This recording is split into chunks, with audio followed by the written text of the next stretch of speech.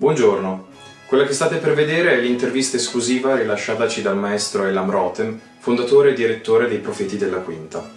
Nato nel 1984 in Israele, si diploma in basso continuo, improvvisazione e composizione presso la Scuola Cantorum di Basilea, uno degli istituti musicali più prestigiosi al mondo. Insieme al suo ensemble si è specializzato nell'esecuzione della musica italiana del XVI e XVII secolo, ed in particolare sulla figura di Salomone Rossi da Mantova, che fu il primo compositore ad usare il linguaggio musicale cattolico per comporre preghiere e salmi ebraici. I Profeti della Quinta saranno ospiti del festival sabato 13 maggio 2023 alle ore 21 presso il Teatro L'Antica di Sabbioneta, con il concerto intitolato Dalla sinagoga al palazzo. Per maggiori informazioni visitate il sito veneziapicciolafestival.com e le nostre pagine social. Trovate tutti i link nella descrizione del video. Passiamo ora alle domande. Good morning, Mr. Rotem. Our first question is, why is Salomone Rossi's music so important in the context of Italian Renaissance?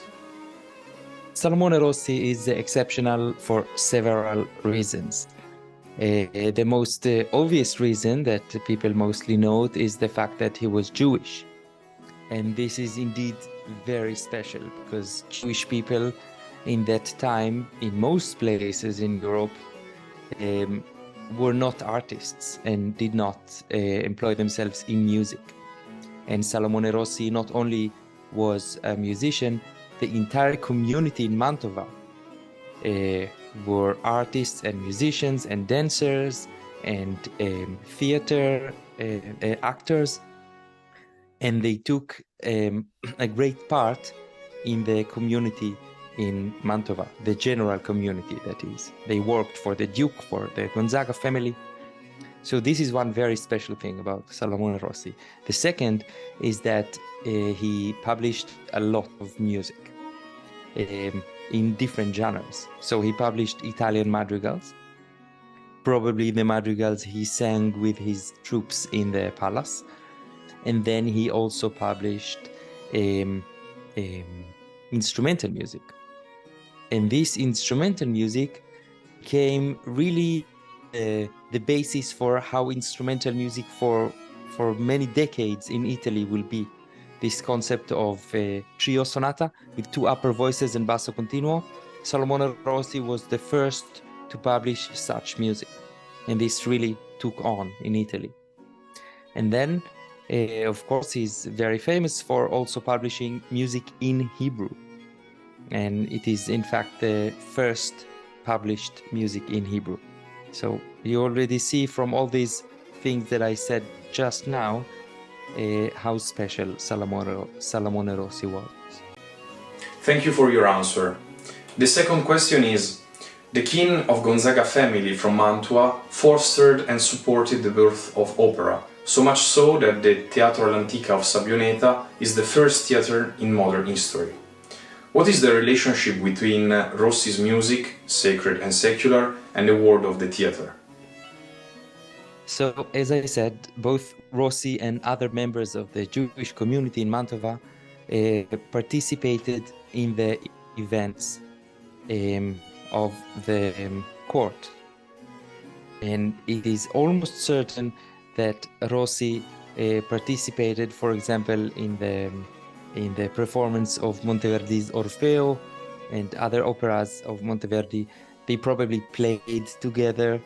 And if one looks at the instrumental music of Orfeo, is ridiculously similar to the music that Rossi published on the same year in 1607. So it's really, I mean, they were really there. And otherwise, the Jewish community also had their own theater activities that sadly did not survive. So this we don't know. But they definitely just were part of this very exciting thing that happened.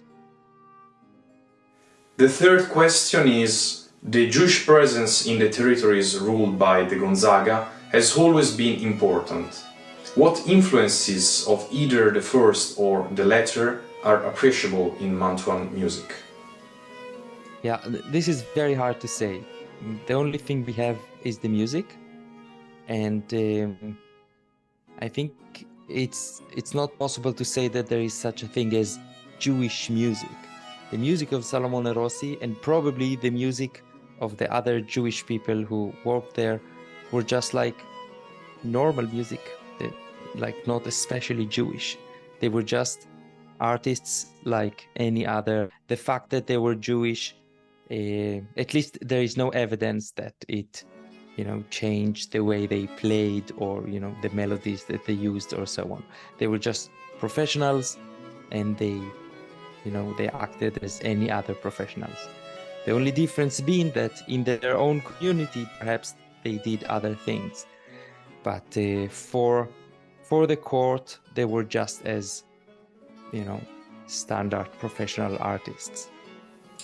There are documents that show that the new kind of composition invented by Rossi, this new polyphonical Christian way of playing Hebrew music, was not accepted by the Jewish community.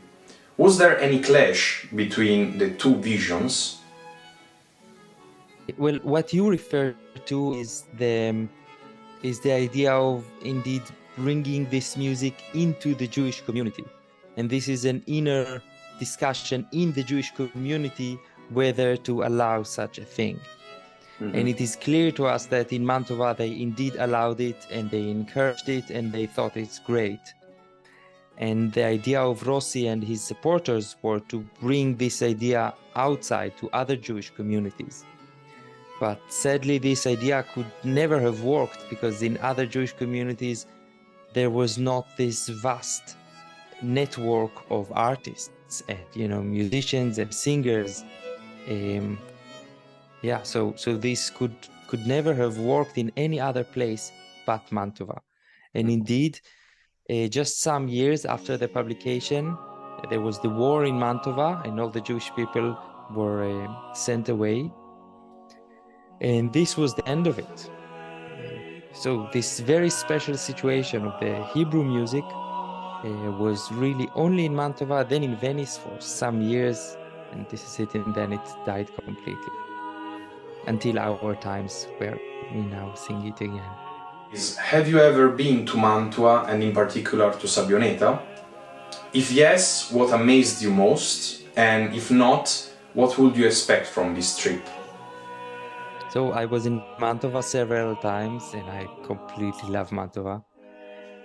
I can't tell even why. Maybe just walking in the streets and thinking about Claudio Monteverdi and Salomone Rossi walking there and visiting the palaces and thinking about all the events that they did there. Yeah, this is really astonishing. And I was never in Sabbioneta and I'm definitely looking forward. Thank you very much for the time you gave us, and we are very eager to hear you in Sabbioneta on the 13th of May.